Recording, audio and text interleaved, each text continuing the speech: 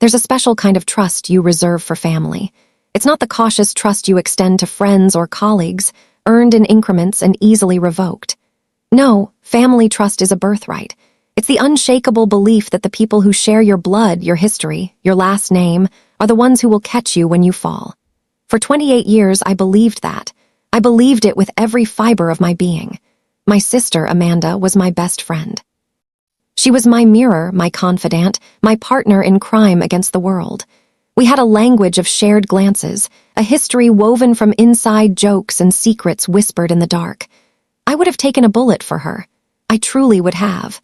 The tragedy is, I never saw the one she was slowly, meticulously loading for me. The beginning of the end didn't feel like an ending at all. It felt like a sad but natural closing of a chapter. Our father, a kind, quiet man who spoke more with his hands in his woodworking shop than he ever did with words, passed away after a short battle with cancer. The grief was a physical weight, a heavy gray blanket smothering the light from our world. But Amanda and I had each other. We were anchors in the storm. We planned the funeral together, our hands clasped tightly as we chose his favorite hymns. We sorted through his belongings, laughing through tears at old photographs, dividing his simple treasures with a sense of shared legacy. He wasn't a rich man, not in the monetary sense, but he was rich in love and in the beautiful, handcrafted furniture that filled his home. His pride and joy was his collection of vintage watches and our mother's jewelry, pieces he had meticulously added to and maintained for decades. It was his passion, his secret nest egg. He always said, "Girls, this isn't just metal and stone. This is history. This is security." The reading of the will was a formality we dreaded but faced together, leaning on each other for strength in the lawyer's somber, oak-paneled office. Mr. Davison, a man who had known our father since they were boys, cleared his throat and began to read. The house was to be sold, and the proceeds split evenly between us. His financial investments, modest as they were divided 50-50. And then came the final clause. I bequeath my entire collection of timepieces and jewelry, to be held in its entirety, to my daughter, Chloe, trusting her discerning eye and sentimental heart to be its guardian. I remember the air leaving my lungs in a shocked gasp. I turned to Amanda, my eyes wide, ready to reassure her, to promise her that we would share it, that it was ours, not just mine. But the look on her face stopped the words in my throat. It wasn't sadness or even surprise. It was a flash of pure, unadulterated fury. It was there and gone in an instant, replaced by a mask of strained composure, but I had seen it. The real her, lurking just beneath the surface. "It's what he wanted," she said, her voice tight and alien. "Congratulations, Chloe." That was the moment the first crack appeared in our foundation. A hairline fracture, barely visible, but deep enough to threaten the entire structure. In the weeks that followed, I tried to bridge the sudden, chilling distance between us. "Amanda, please," I begged over the phone. "The jewelry is ours. Let's go through it together.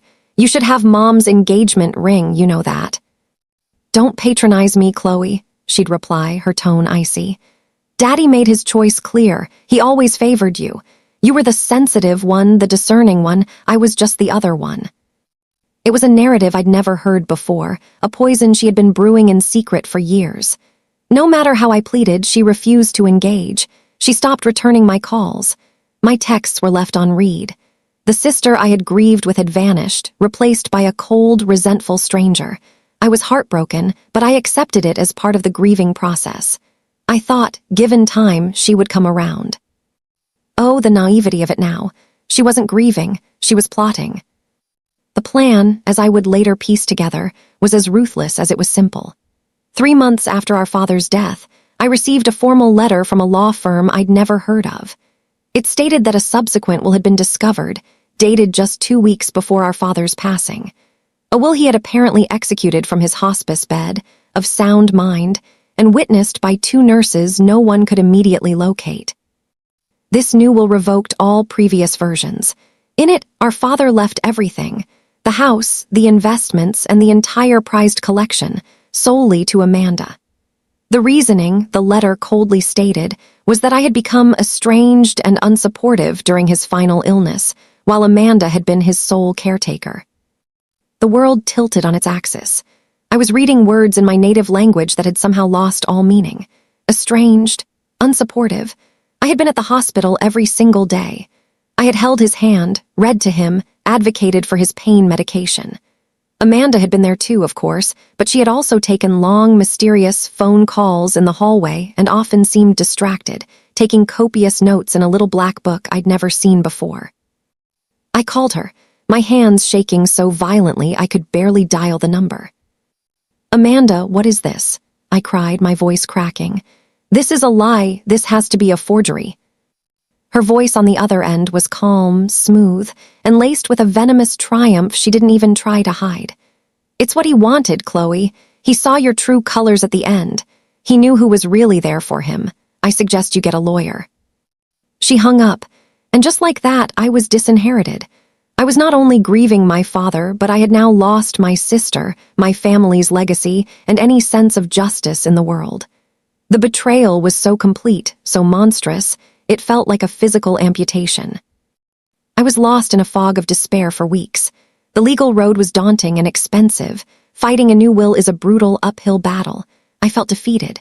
But then, as I was sitting in my father's old workshop, surrounded by the scent of sawdust and lemon oil, a memory surfaced. It was a silly, inconsequential moment from about a year prior. My father was showing me a newly acquired 1950s Rolex Oyster. He was so proud. "Look at this, Chloe," he'd said, his eyes twinkling. "The serial number is a palindrome. See? 125,521. It's like a little secret. I log all these details, you know. Every scratch, every service, every secret." He'd tapped his temple. "It's all up here and in my little black book." The little black book. Amanda's little black book. The one she was always writing in at the hospital. A cold, clear purpose cut through my grief.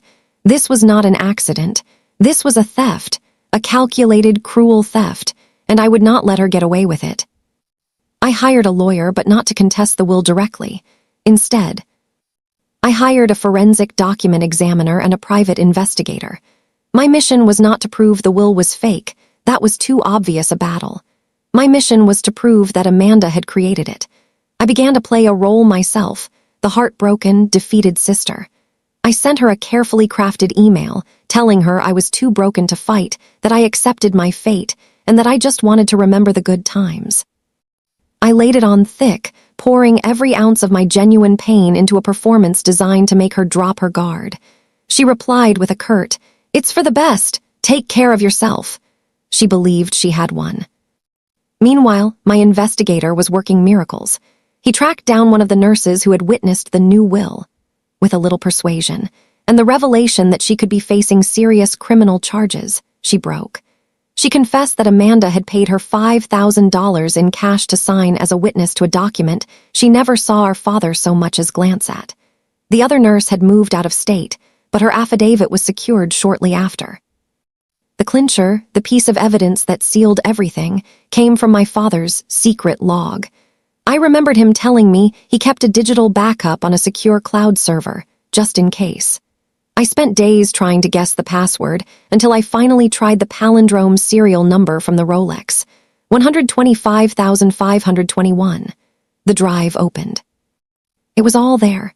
Meticulous, time-stamped logs of every piece in his collection, with high-resolution photographs. And the log for the month he died was devastatingly clear. It showed that weeks after the date of the supposed new will, he had written an entry about a specific Art Deco emerald bracelet. His notation read, "Must remember to have Chloe try this on at Christmas. The green will sing against her eyes." He was thinking of giving it to me, as a gift, long after Amanda claimed he had disowned me. I had her on fraud, on forgery, on subornation of perjury. I had a paper trail and a confession. My lawyer advised me to go straight to the district attorney's office, but that felt impersonal, too clean. She had tried to steal not just my inheritance, but my father's love, my memories, my very history. A criminal case would give her a public defender and a plea deal. I wanted her to feel the full, crushing weight of what she had done. So I planned my own reading of the will. I invited her to the same lawyer's office, under the guise of finally signing over my claims to the estate. Mr. Davison, who was now fully on my side and horrified by Amanda's actions, presided. She walked in, dressed in a new, expensive suit, a smug smile playing on her lips. "I'm glad you've come to your senses, Chloe," she said, settling into the leather chair. "I have," I said quietly. I nodded to Mr. Davison. He began to speak, not from a will, but from a summary of the evidence we had compiled. He detailed the paid-off nurse. He presented the forensic analysis showing the signature on the new will was a traced forgery, with the telltale hesitations and pen lifts that betrayed its artificiality. And finally, he displayed my father's log entry about the emerald bracelet on the large monitor in his office. I watched the color drain from Amanda's face. The smugness evaporated, replaced by a wild, cornered panic. This is lies, all of it," she stammered. "No, Amanda," I said, my voice steady, though my heart was hammering against my ribs. "The lies were yours, all of them." I leaned forward. "You have two choices. One, I file this evidence with the DA today. You will be charged with felony fraud, forgery, and likely face several years in prison. Or two, you sign a legally binding confession right here, right now. You admit to the forgery.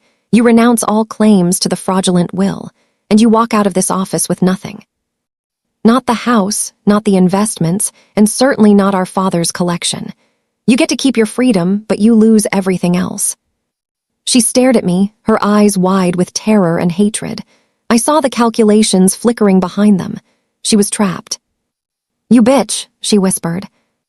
"Sign the paper, Amanda," I said, sliding the confession across the table. With a hand trembling with rage and fear, she signed. She admitted to it all. Then, she stood up and fled the office without another word. The legal aftermath was a formality. The probate court reinstated the original will with the confession as evidence. I inherited everything. The house, the money, and every single watch, every piece of jewelry. But the true victory wasn't in acquiring it all. It was in what I did with it. I sold the house to a lovely young family. I donated a significant portion of the financial assets to the cancer hospice that had cared for my father, specifying the funds be used for patient comfort. And the collection? I kept a few key pieces that held the deepest memories. My mother's wedding band, the palindrome Rolex. The rest I sold at auction. The proceeds established a scholarship in my father's name for aspiring woodworkers and jewelers, tradesmen and women who understood the value of creating something with your hands and heart. I took everything from her, just as she had tried to do to me, but I didn't keep it out of greed. I transformed it into something that would have made my father proud. I turned her poison into a legacy of light. I heard through the grapevine that Amanda moved to another state, deeply in debt from the legal fees she incurred and shrouded in scandal. We have not spoken since that day in the lawyer's office. Sometimes, in the quiet of the evening, I feel a pang for the sister I lost all those years ago, the one who spun with me in the sun-drenched field. But I do not mourn the woman she became. She taught me the hardest lesson of all, that family isn't always defined by blood. It's defined by loyalty, by love, and by the courage to protect what is right, even when it means standing against people you once held closest.